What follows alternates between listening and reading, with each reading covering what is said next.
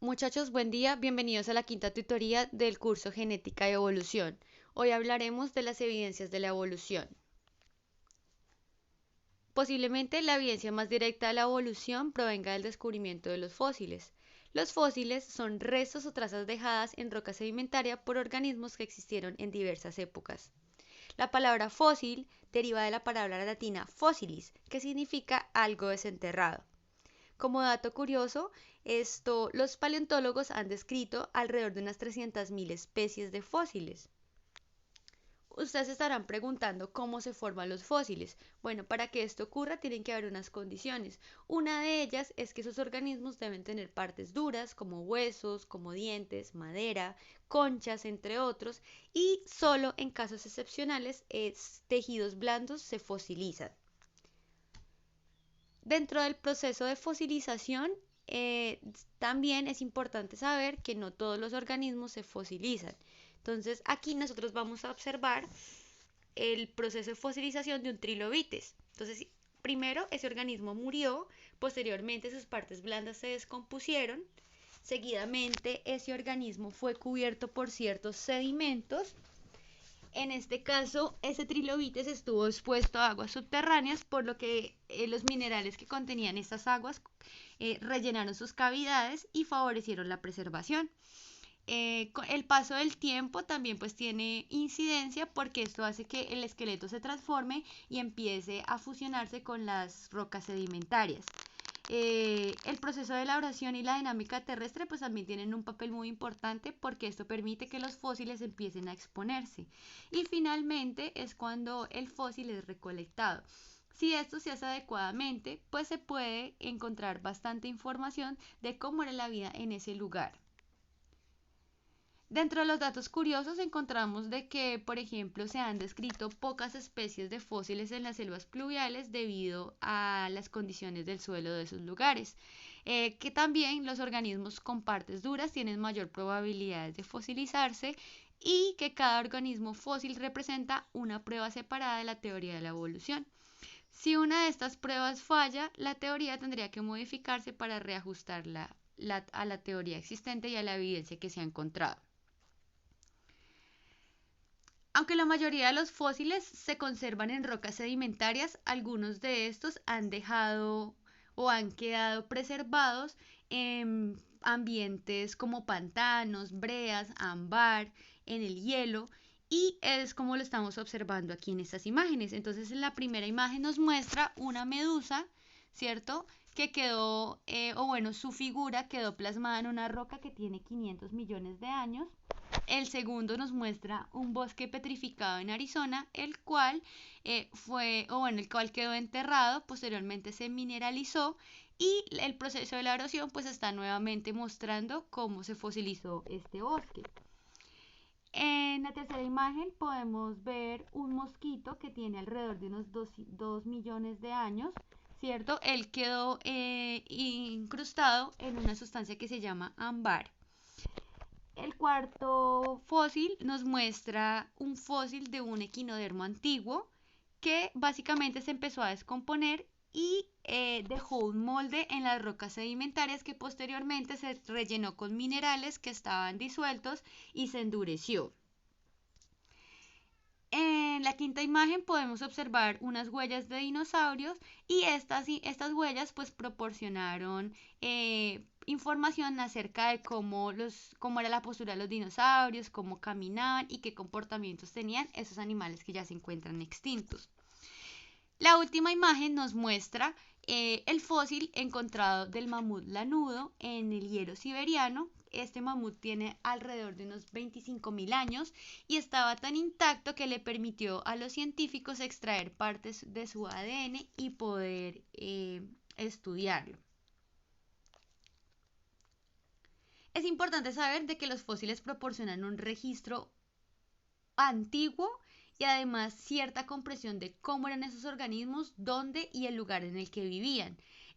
Adicionalmente, los fósiles de diversas eras geológicas permiten inferir las líneas de descendencia que tenemos los seres vivos, es decir, las relaciones evolutivas, y qué organismos pudieron haber dado origen a las especies que nosotros conocemos en la actualidad.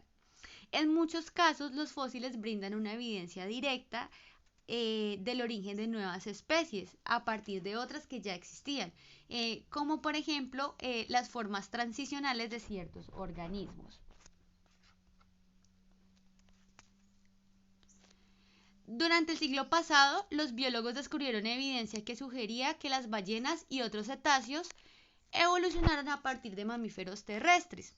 Durante las décadas de 1980 y 1990, los paleontólogos descubrieron muchos intermediarios fósiles en la evolución de las ballenas que ayudaron a documentar la transición de estos animales de la tierra hacia las aguas.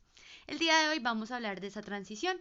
Entonces, los fósiles de Ambolus natus es una forma transicional con 50 millones de años de antigüedad que fue descubierta en Pakistán y tiene muchas características de las ballenas modernas, pero él posee extremidades posteriores y patas. Las ballenas modernas no tienen extremidades posteriores, aunque persisten ciertos huesos vestigiales de la pelvis y extremidades posteriores. Las vértebras de la espalda baja del Ambolus eran flexibles, lo que le permitía que la espalda se moviera de manera dorso-ventral, es decir, de arriba hacia abajo, durante el nado y el buceo, como ocurre en las ballenas. Esta antigua ballena podía nadar, pero también moverse en la tierra, como lo hacen los leones marinos en la actualidad. El siguiente fósil que nosotros vamos a estudiar el día de hoy es el del Rhodocetus, que es un fósil de ballena que se encontró en las rocas de Pakistán también, y él tenía sus vértebras incrustadas y eran mucho más flexibles que las que se encontraron en el Ambolus, lo cual permitió un movimiento dorsoventral más poderoso durante el nado. Tal vez el Rhodocetus pudo ser totalmente acuático, todavía no hay evidencia que sustente del todo esta afirmación. Hace 40 billones de años, la transición de la ballena de la tierra al océano estaba casi completa. Los fósiles egipcios del Basilosaurus muestran una ballena con un cuerpo aerodinámico y aletas frontales para cambiar de dirección, como los tienen las ballenas actuales. El Basilosaurus conservó vestigios de sus ancestros terrestres, un par de extremidades posteriores reducidas que se desarticularon de la espina dorsal y que probablemente no se usaron en la locomoción. La reducción de estas extremidades posteriores continúa hasta el presente. La moderna ballena azul contiene vestigios de pelvis y extremidades incrustadas en su cuerpo. Bueno, también es importante conocer cuáles son los métodos para determinar la edad de los fósiles. Entonces, los geólogos identifican rocas sedimentarias específicamente, no solamente para mirar las características del contenido mineral y los restos fosilizados de ciertos organismos, sino también se basan en fósiles índices, es decir, fósiles que son característicos de ciertas épocas y áreas geológicas. Los fósiles índice corresponden a organismos que existieron durante un tiempo geológico relativamente corto, pero que se conservan en grandes cantidades. Esta información le permite a los geólogos ordenar las capas de la Tierra y los fósiles, ¿cierto?, en orden cronológico e identificar capas similares en ubicaciones separadas. Dentro de las identificaciones de los fósiles comúnmente se usan varios radioisótopos. Dentro de ellos tenemos el potasio 40, que tiene una vida media de 1300 años, el uranio 235, que tiene una vida media de 704 millones de años, y el carbono 14, que tiene una vida media de 5730 años. Es importante saber que los radioisótopos distintos al carbono 14 se usan para datar roca en la que se encuentran fósiles, mientras que el carbono 14 se usa para datar los restos del carbono de algo que alguna vez estuvo vivo, como madera, huesos y conchas. Siempre que es posible, la edad de un fósil se verifica de manera independiente con el uso de dos o más radioisótopos distintos. Dentro de los conceptos claves debemos entender qué es el decaimiento radioactivo y qué es la vida media. El decaimiento radioactivo básicamente consiste cuando el núcleo de un radioisótopo se convierte en el núcleo de un elemento diferente. Por ejemplo, el uranio 235 después de cierto tiempo tiende a convertirse en plomo 207. Y la vida media es el tiempo que requiere para que la mitad de los átomos de un radioisótopo se transformen en un átomo diferente. ¿Listo? La edad de un fósil en roca sedimentaria por lo general se estima mediante mediciones de las proporciones relativas del radioisótopo original y su producto de decaimiento en intrusiones de roca volcánica que penetran en los sedimentos. Por ejemplo, la vida media del potasio 40 es 1.300 millones de años, lo que significa que en 1.300 millones de años la mitad del potasio radioactivo habrá decaído en su producto de decaimiento, el argón 40. Esto significa que el reloj biológico comienza a correr cuando se solidifica la roca volcánica.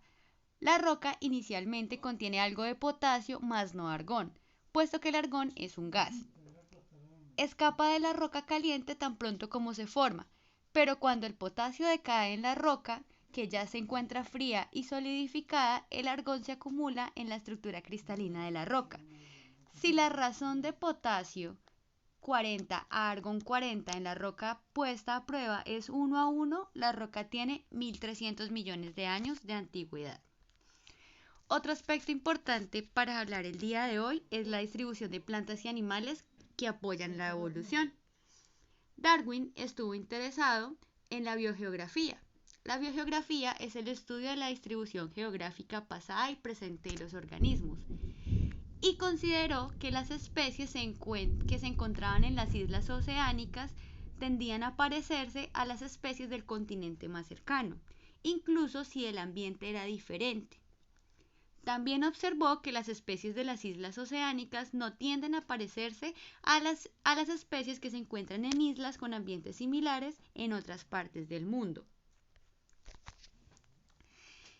En ese caso, Darwin en su viaje hizo observaciones, ¿cierto? Él estudió plantas y animales de dos conjuntos de islas áridas, como eran las islas de Cabo Verde, a casi 640 kilómetros en África Occidental, y las islas Galápagos, a 960 kilómetros al oeste de Ecuador, en América del Sur. En cada grupo de islas, las plantas y animales terrestres eran nativas, pero los de las islas de Cabo Verde se parecían a las especies africanas y los de las islas Galápagos se parecían a las especies sudamericanas. Las semejanzas de las especies de las Galápagos con las especies sudamericanas eran particularmente sorprendentes, si se considera que las islas Galápagos son secas y rocosas, y que la parte más cercana de América del Sur es húmeda y tiene una exuberante selva pluvial. Darwin concluyó que las especies del continente vecino emigraron o fueron transportadas a las islas, donde más tarde se adaptaron al nuevo ambiente y en el proceso evolucionaron en nuevas especies. Si la evolución no fuera un factor en la distribución de las especies, uno esperaría encontrar una especie que pudiera sobrevivir en cualquier parte del mundo. Sin embargo, la distribución geográfica real de los organismos tiene sentido en el contexto de la evolución. Otra de las observaciones que se hicieron en estos aspectos fueron las realizadas por Alfred Wegener en 1915. Él observó una correspondencia entre las formas geográficas de América del Sur y África y propuso que todas las masas de tierra en una época estuvieron unidas en un gran continente que se llamaba Pangea. Además sugirió que Pangea se separó después y que las diversas masas de tierra se separaron en un proceso conocido como deriva continental. La teoría de Wegener hablaba esto de que Pangea se rompió dando lugar a los nuevos continentes terrestres y que estos se han ido desplazando hasta su posición actual. El conocimiento de que los continentes alguna vez estuvieron conectados y desde entonces se han separado es útil para explicar ciertos aspectos de la biogeografía. Del mismo modo, la deriva continental tuvo un importante papel en la evolución de diversos organismos. Cuando Pangea se formó originalmente durante el periodo pérmico tardío, junto a especies terrestres que evolucionaron por separado unas de otras, lo condujo a la competencia y a la extinción de ciertas formas de vida. En estas épocas la vida marina pues estaba afectada debido a que las masas de agua pues eran reducidas. Pangea se separó en varias masas terrestres hace aproximadamente 180 millones de años. Al ocurrir la deriva continental, las poblaciones se aislaron geográficamente y estuvieron expuestas a diferentes condiciones ambientales y comenzaron a divergir a lo largo de rutas evolutivas separadas. Como resultado, plantas y animales y otros organismos de continentes que antes estaban conectados se diferenciaron. La deriva continental también provocó cambios graduales en las corrientes oceánicas y atmosféricas que tuvieron profunda influencia sobre la biogeografía y la evolución de los organismos. Otro punto importante para tratar la clase de hoy es la anatomía comparada. La comparación de los detalles estructurales de características que se encuentran en organismos diferentes pero relacionados revela una semejanza básica. Los detalles de esas características revelan que todos los organismos provienen de un ancestro común y eso se denominan características homólogas. Las características homólogas habla de aquellas especies que tienen semejanzas estructurales básicas, aun cuando sus estructuras puedan utilizarse de diferentes formas, porque las características homólogas se derivan de la misma estructura en un ancestro común. Entre organismos que tienen características homólogas existen afinidades evolutivas.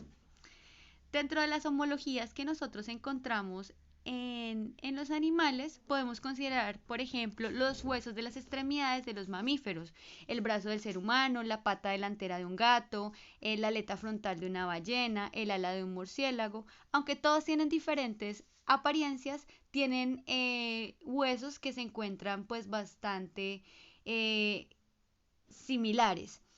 Por ejemplo, la comparación de esas estructuras, podemos observar que ellos tienen un húmero, ¿cierto? En la parte más cercana al tronco de su cuerpo. Adicionalmente tienen radio, tienen cúbito en el antebrazo, tienen un grupo de huesos en la muñeca que es el carpo y un número variable de dedos que son los metacarpos y las falanges. Estas similitudes permiten que, por ejemplo, los brazos, las patas delanteras y las aletas y las alas, aunque se sirvan para diferentes tipos de locomoción, tengan una estructura similar, ¿cierto? Los arreglos semejantes de estas extremidades son evidentes en aves, reptiles y anfibios ancestrales e incluso en los primeros peces que empezaron a salir del agua hacia la tierra hace cientos de años. Dentro de la homología en las plantas también encontramos que muchas especies de plantas han modificado sus hojas para poder tener funciones distintas a la fotosíntesis. Por esa razón, una espina de un cactus y el zarcillo de un guisante, aunque muy diferentes en apariencia, son homólogos porque ambos son hojas modificadas. La espina protege el tejido del tallo del cactus, mientras que el zarcillo se enreda en un objeto pequeño para sostener el tallo de la planta de guisantes. Estas modificaciones en órganos son usados en diferentes formas, pero son el resultado de un proceso evolutivo común. La estructura básica presente en el ancestro común se modificó en formas distintas. No obstante, no todas las especies con características similares descienden de un ancestro común. En ocasiones, condiciones ambientales análogas resultan en la evolución de adaptaciones similares. Dicha evolución, independiente de estructuras similares en organismos con relación distante, se conoce como evolución convergente. En este caso, los cerdos hormigueros, los osos hormigueros y los pangolines son un buen ejemplo de la evolución convergente. Se parecen unos a otros en estilo de vida y en ciertas características estructurales. Todos tienen garras fuertes y agudas para excavar en hormigueros y termiteros y morros alargados con largas lenguas pegajosas para capturar dichos insectos.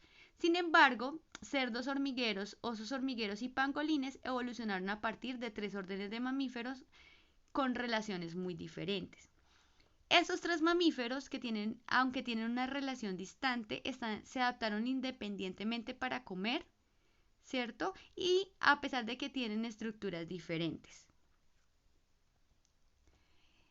Otro de los conceptos que nos es importante hablar es sobre las características homoplásticas. Las características homoplásticas consisten en que los organismos evolucionaron independientemente para tener funciones similares en organismos con relaciones distantes.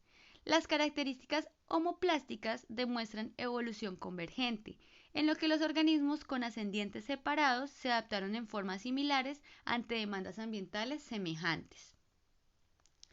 Dentro de la homoplastia más común están las plantas. Entonces, digamos, las espinas, que son hojas modificadas, y las púas, que son tallos modificados, son un ejemplo de homoplasia en plantas. Espinas y púas se parecen mutuamente de manera superficial, pero son características homoplastias, ya que evolucionaron en forma independiente para resolver una necesidad común, y era la protección ante los herbívoros. Otro aspecto importante para tratar es en la anatomía comparada son las estructuras vestigiales, ¿cierto? Muchos organismos contienen órganos o partes de órganos que en apariencia son inoperantes o degenerados y con frecuencia de tamaño reducido o carecen de alguna parte esencial. Las estructuras vestigiales son restos de estructuras más desarrolladas que estuvieron presentes y fueron funcionales en organismos ancestrales, pero que en este momento de su vida ya no les sirven más. En el cuerpo humano, más de 100 estructuras se consideran vestigiales, incluidos el coxis, los terceros molares y los músculos que mueven las orejas. Las ballenas y las pitones tienen huesos vestigiales de extremidades posteriores. Los cerdos tienen dedos vestigiales que no tocan el suelo. Las aves sin alas, como el kiwi, tienen huesos en las alas que son vestigiales, y muchos animales ciegos de madrigueras o que habitan en cuevas tienen ojos vestigiales e inoperantes. Dentro de todas estas relaciones evolutivas es importante saber que existen ciertas comparaciones moleculares entre organismos. Entonces, los organismos deben sus características a los tipos de proteínas que poseen, que a su vez están determinadas por las secuencias de nucleótidos como el ARN mensajero, como lo especifica el orden de sus nucleótidos del ADN, y la evidencia de que toda vida está relacionada y que todos los organismos tienen un código genético igual o virtualmente idéntico. Los fósiles, la biogeografía y la anatomía comparada le dieron a Darwin importantes pistas acerca de la historia evolutiva de los seres vivos. En la actualidad, esas semejanzas y diferencias tienen una explicación desde la parte de la bioquímica y la biología molecular, ¿cierto? Y esto proporciona convincente evidencia de las relaciones evolutivas existentes entre los organismos. La evidencia molecular de la evolución incluye el código genético universal y las secuencias conservadas de aminoácidos en proteínas y nucleótidos del ADN. Dentro de este apartado es importante saber que el código genético es universal. Usted se estará preguntando qué es la universalidad. Es decir, la universalidad del código genético es evidencia convincente de que todos los organismos surgen de un ancestro común. El código genético se ha mantenido y transmitido a lo largo de todas las ramas del árbol evolutivo desde su origen o en algún organismo extremadamente temprano que tuvo éxito. Otro aspecto importante para conocer es que las proteínas y el ADN contienen un registro del cambio evolutivo, y el secuenciamiento del ADN se usa para estimar el tiempo de divergencia entre dos especies o grupos taxonómicos relacionados. Los cambios evolutivos con frecuencia son resultado de mutaciones en genes que afectan la secuencia ordenada de eventos durante el desarrollo. En este caso vamos a observar en la imagen las diferencias en las secuencias del ADN entre mamíferos seleccionados. Sugieren que, por ejemplo, los mamíferos ungulados, como los hipopótamos y las jirafas, son los parientes vivos más cercanos de las ballenas. El hipopótamo probablemente es el pariente vivo más cercano de las ballenas y otros cetáceos. Los nodos, es decir, los circulitos que ustedes están observando ahí, representan los puntos de ramificación donde una especie se divide en dos o más linajes. Los rumiantes son mamíferos como las vacas, las ovejas y las jirafas, y tienen un estómago de múltiples cámaras y mastican material vegetal regurgitado para hacerlo más digerible. También la biología del desarrollo ayuda a revelar ciertos patrones evolutivos.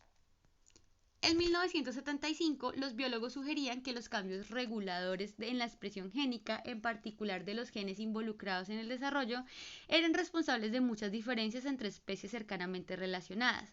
En la actualidad, mucha evidencia apoya la idea de que los cambios reguladores ayudan a explicar la diversidad de formas en especies con genes similares.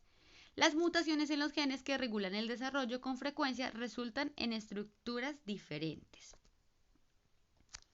En muchos casos, cambios evolutivos como la pérdida de extremidades en las serpientes ocurre como resultado de variaciones en los genes que regulan la secuencia ordenada de eventos que ocurre durante el desarrollo. En las pitones, por ejemplo, la pérdida de extremidades anteriores y la elongación del cuerpo están ligadas con mutaciones en varios genes OX, que afectan la expresión de los patrones corporales y la formación de extremidades en una gran variedad de animales. Las extremidades posteriores pueden no desarrollarse porque el tejido embrionario de la pitón no responde a señales internas que disparan la elongación de las patas. Los genetistas del desarrollo de la Escuela de Medicina en Harvard y la Universidad de Princeton estudian las bases del desarrollo para las diferentes formas de pico en los pinzones de las Islas Galápagos. Determinaron que el gen que codifica una importante molécula de señalización, la proteína morfogenética del hueso 4, afecta el desarrollo del esqueleto craneofacial de estas aves. El gen BMP4 se activa temprano en el desarrollo y tiene un mayor nivel de expresión en especies de pinzones con picos más largos y más gruesos que con aquellos pinzones que tienen picos pequeños.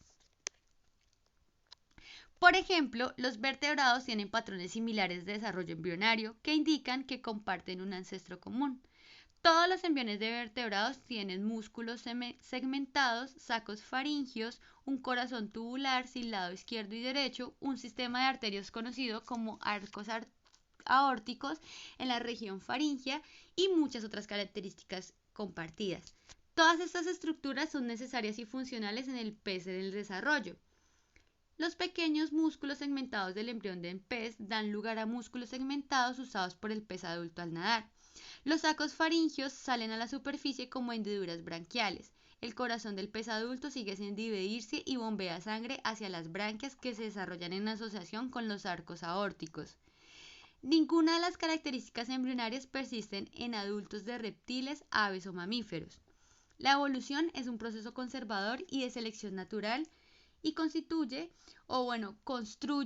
sobre lo que ya una vez existió, es decir, no inicia de cero. La evolución de nuevas características con frecuencia no requiere la evolución de nuevos genes de desarrollo, más bien depende de una modificación en los genes ya existentes.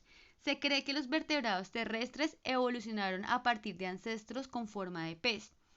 Por tanto, comparten algunas características en las primeras etapas de desarrollo que todavía se encuentran en peces actuales. La acumulación de estos cambios con el paso del tiempo en dichos vertebrados pues modificó la estructura corporal que se encuentran en el desarrollo de los peces. La evidencia científica demuestra de manera que el desarrollo en diferentes animales está controlado por los mismos tipos de genes.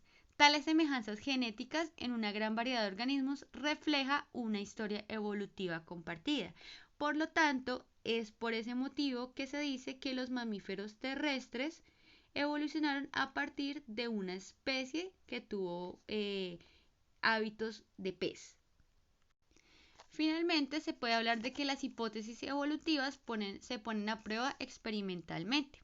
Y esto estuvo, estudiado por dos personajes que son Resnick y Endler, y ellos estudiaron los efectos de la intensidad de depredación sobre la evolución de poblaciones de guppies en un laboratorio y en la naturaleza. Estos experimentos pues son una poderosa herramienta que los investigadores han puesto a prueba en los procesos subyacentes de la selección natural. Muchísimas gracias, esto fue todo por hoy, espero hayan entendido. Cualquier duda, cualquier inquietud pueden comunicarse conmigo.